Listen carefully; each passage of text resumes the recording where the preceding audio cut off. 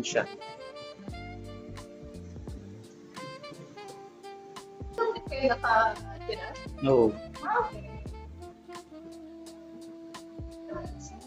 Okay. At the very least, maganda yung natural.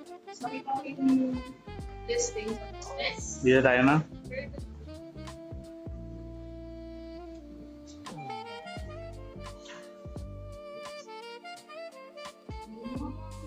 Yan.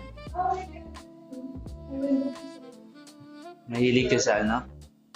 Sa natural lights.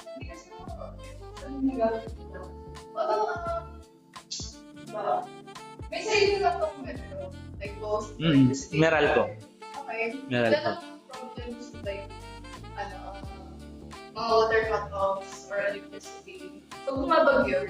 So far, 6 years na ako dito nakatira. Never ko na-experience yung walang tubig. Kasi meron siyang overhead tank. Okay. Tapos, yung last time lang na nawalan ng kuryente, yung lakas ng ulan, tapos tinamaan ng kidlat yung transformer na kalinya neto. Pero itong may generator naman sa... May generator na. Okay.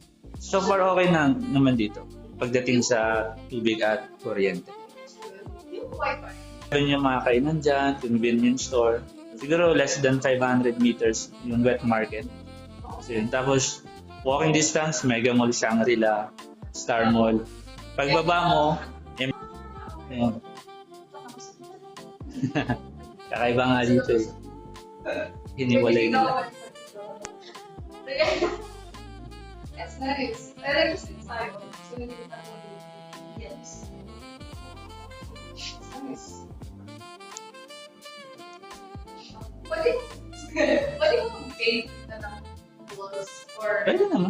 Pwede naman. tapos bawas na lang yung bake. I-repaint naman talaga yun pagka aalis na yung tenant. Oh, okay. Ah. Okay, patapos. Babawas na siyempre. Oo, kasi ibabalik yun sa dating gulay. Mag-mural painting ka ata dito. Nice din po. Maganda naman yun.